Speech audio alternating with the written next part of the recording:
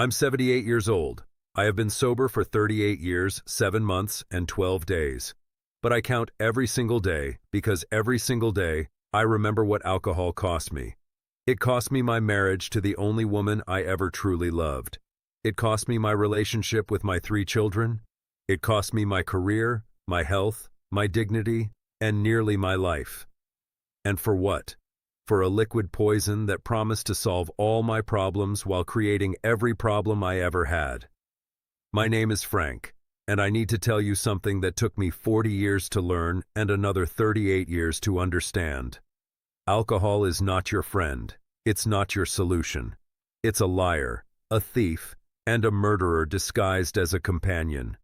And if you think you have it under control, you're exactly where I was in 1968 when I poured my first drink to calm my nerves before a job interview.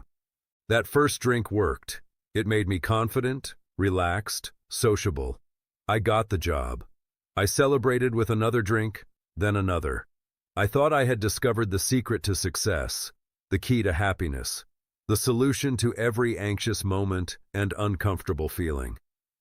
What I had actually discovered was the beginning of the end of everything good in my life. You think alcohol makes you more interesting, more fun, more confident. Those aren't thoughts. Those are advertisements. Those are lies that alcohol whispers while slowly destroying everything you care about. Let me tell you how it starts. A beer after work, wine with dinner, cocktails at social events. You tell yourself you're not like those people with problems. You're in control. You can stop anytime. You just don't want to. But somewhere between I can stop anytime and I don't want to stop, alcohol stops being something you do and starts being something you are. It stops being a choice and starts being a necessity. And by the time you realize what's happening, it's too late to easily walk away. The first hard truth I learned too late: there is no such thing as a functioning alcoholic. There are only alcoholics who haven't lost everything yet. I spent 20 years thinking I was managing my drinking, thinking I was keeping it under control, thinking I was maintaining a balance. What I was actually doing was slowly destroying my life while telling myself I was living it. I met Sarah in 1965. She was beautiful, kind, intelligent, everything I thought I didn't deserve. We dated for 2 years, married in 1967. Our wedding was perfect. I was perfect. I only had 3 drinks at the reception, stayed charming and witty all night. Sarah looked at me like I was her hero, her future, her happy ending. And for about 6 months, I was. But marriage is stressful, work is demanding, life is complicated. And I had discovered the perfect solution to all of life's complications: alcohol. A drink after work became 2 drinks. 2 drinks became 3. 3 drinks became starting earlier, staying up later, hiding bottles, making excuses. Sarah would find empty bottles in my toolbox, in my car, in places I thought were clever hiding spots. She would ask me about my drinking, express concern, suggest that maybe I was drinking too much, and I would get angry. Not sad, not apologetic, angry. How dare she question my choices? How dare she try to control me? How dare she not understand that I worked hard and deserved to relax however I wanted? The second hard truth: alcohol doesn't just change how you feel, it changes who you are. It turns kind people mean, loving people cruel, gentle people violent. It takes everything good about your personality and replaces it with everything ugly about addiction. And the worst part is, you don't see it happening. Everyone else sees it, but you're too drunk to notice. We had 3 children: Tommy in 1968, Lisa in 1970, David in 1972. I love those kids. I would have died for those kids. But love isn't enough when you're drunk more often than you're sober. When you miss bedtime stories because you passed out in your chair, when you miss school plays because you're too hungover to drive, when you miss Christmas morning because you're unconscious from the night before.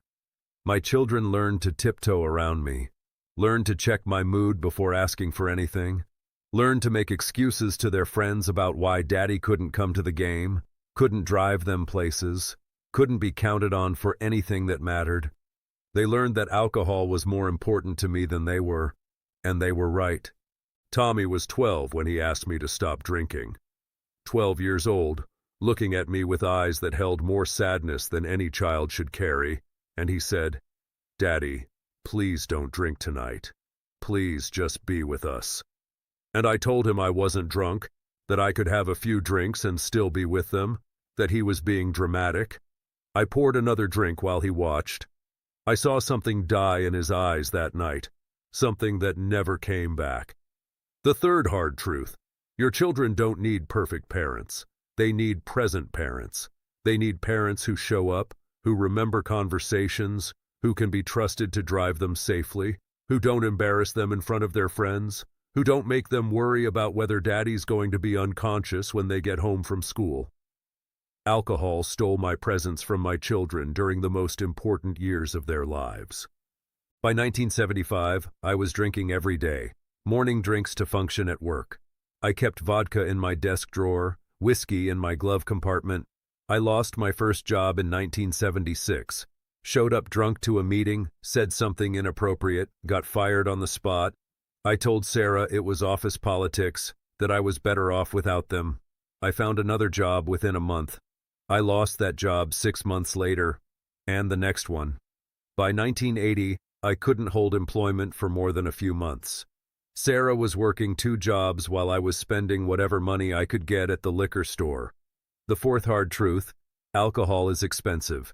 Not just the cost of the drinks, but the cost of everything you lose because of the drinks. Jobs, relationships, health, opportunities, self-respect. I spent thousands of dollars on alcohol and lost tens of thousands of dollars in income because alcohol made me unemployable. The math never works in your favor. Sarah left me in 1982, took the kids and moved in with her sister. She said she couldn't watch me kill myself anymore, couldn't let the children grow up thinking that what I was doing was normal, was acceptable, was something they should expect from the men in their lives. She said she had tried everything she could think of to help me, to save our marriage, to save our family, but she couldn't save someone who didn't want to be saved. I was alone in our house with my bottles and my anger and my certainty that everyone else was the problem. Sarah was too controlling, the kids were too demanding, my bosses were too strict, the world was too hard. Nobody understood the pressure I was under, the stress I was dealing with, the pain I was trying to numb. Nobody appreciated how much I was suffering. The alcohol understood. The alcohol was the only friend I had left. The fifth hard truth: alcohol is not your friend. It's the enemy disguised as an ally. It promises to solve your problems while creating bigger ones. It promises to ease your pain while causing unbearable pain to everyone who loves you. It promises to be there for you while driving away everyone who actually would be there for you if you let them. I spent the next 4 years drinking myself to death. I lost weight, lost teeth, lost the ability to sleep without passing out. I lived on alcohol and whatever food I could keep down. I stopped showering regularly, stopped paying bills, stopped caring about anything except where my next drink was coming from. My children would call sometimes. Sarah would make them call their father on holidays, birthdays. I would try to sound sober, try to sound like I was doing well.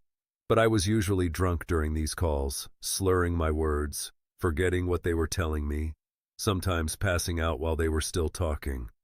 Tommy stopped calling when he turned 16. Lisa stopped calling when she graduated high school.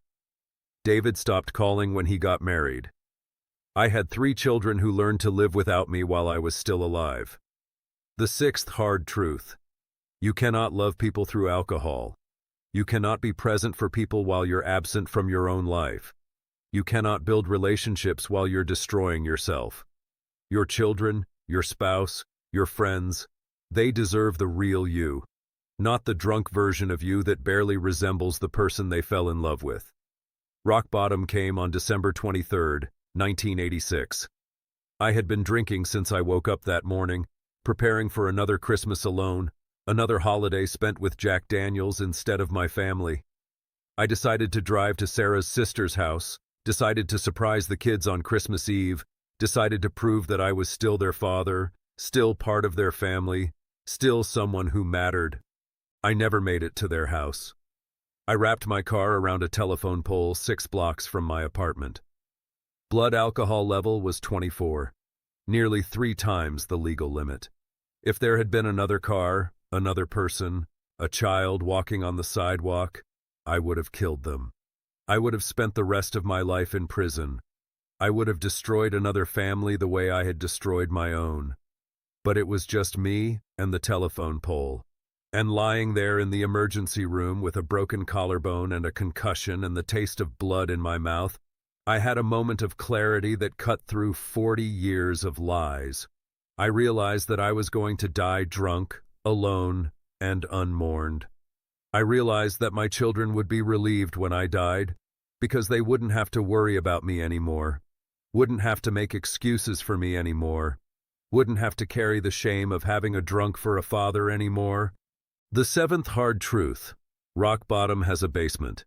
There is no limit to how low alcohol can take you. There is no floor, no point where it stops getting worse, no natural stopping point where you suddenly get better. It only gets worse until you decide to make it stop. And deciding to make it stop is the hardest decision you will ever make, and the only decision that will save your life.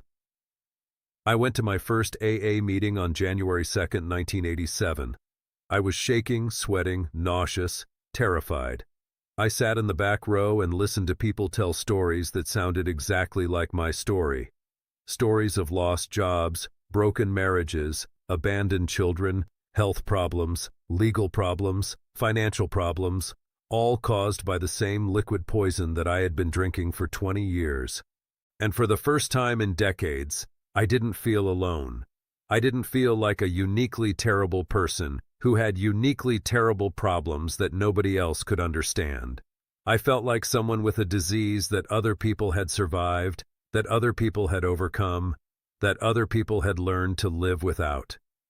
The 8th hard truth: you cannot recover alone. Alcoholism is a disease of isolation, and recovery is a process of connection. You need people who understand what you're going through, who have been where you've been, who can guide you through the process of rebuilding your life without alcohol. You need to be willing to accept help, to admit that you don't know how to fix yourself, to trust that other people can teach you how to live differently. Getting sober was the hardest thing I had ever done. Not just stopping drinking, but learning how to live without drinking. Learning how to deal with stress without alcohol, how to socialize without alcohol, how to celebrate without alcohol, how to grieve without alcohol. Learning how to be present in my own life, how to feel emotions without numbing them, how to face problems without drowning them. I had to rebuild everything: my relationship with work, with money, with other people, with myself. I had to learn who I was when I wasn't drunk, what I liked when I wasn't drinking, what I was capable of when I wasn't impaired. I had to develop new habits, new coping mechanisms, new ways of thinking about everything from morning routines to evening entertainment. The 9th hard truth: recovery is not just about stopping drinking. Recovery is about learning how to live. It's about rebuilding yourself from scratch, developing new skills, new relationships, new ways of dealing with life's inevitable challenges. It's about becoming the person you were meant to be before alcohol hijacked your brain and your life. I tried to rebuild my relationship with my children. I called them, wrote them letters, asked if we could meet for coffee, for lunch, for any amount of time they were willing to give their sober father. Tommy agreed to see me after I had been sober for 2 years. We met at a diner, talked for an hour. He was polite but distant, willing to give me a chance but not willing to trust me yet. Lisa took longer to come around. 5 years sober before she would speak to me on the phone. 8 years sober before she would let me meet her husband. 10 years sober before she would let me see my grandchildren. David maintained his distance the longest. 15 years of sobriety before he invited me to his daughter's birthday party. 20 years before he told me he was proud of what I had accomplished in recovery. The children I lost to alcohol became adults who had learned to live without me. They had built their own families, their own traditions, their own ways of celebrating holidays and marking milestones. I was a stranger who shared their DNA, someone they cared about but didn't really know, someone they hoped would stay sober but couldn't count on for anything important. I earned their trust back slowly, one sober day at a time, one kept promise at a time, one conversation where I was fully present at a time. Not because they owed me forgiveness, but because I owed them consistency. I owed them a father who showed up, who remembered what they told me, who could be trusted to stay sober at family gatherings, who wouldn't embarrass them in front of their own children. Sarah never came back. She had rebuilt her life without me, found someone who could be the partner she deserved, created the stable home she had always wanted. We remained friendly, cordial, cooperative in our relationships with our children. But the woman I had loved and lost to alcohol had moved on, had found happiness with someone who had never put a bottle before her needs. The 10th hard truth. Some bridges once burned cannot be rebuilt. Some relationships once destroyed cannot be repaired. Some opportunities once lost cannot be recovered. Sobriety can stop the damage, but it cannot undo the damage. Recovery can prevent future losses, but it cannot restore past losses. The people you hurt while you were drinking are not obligated to welcome you back just because you've stopped drinking. I'm 78 years old now. I've been sober for 38 years, longer than I was drunk. I have relationships with my children and grandchildren that are good, not great, but good enough. I have work I find meaningful, friends I can count on, activities that bring me joy. I have a life worth living, a life that alcohol would have stolen from me if I hadn't chosen sobriety. But I also have regrets that will never fade. I missed my children's childhoods, their first words, their first steps, their school plays, their baseball games, their graduations. I missed the chance to be the husband Sarah deserved, the father my children needed, the man I could have been if I had never taken that first drink, or if I had stopped taking drinks years before I did.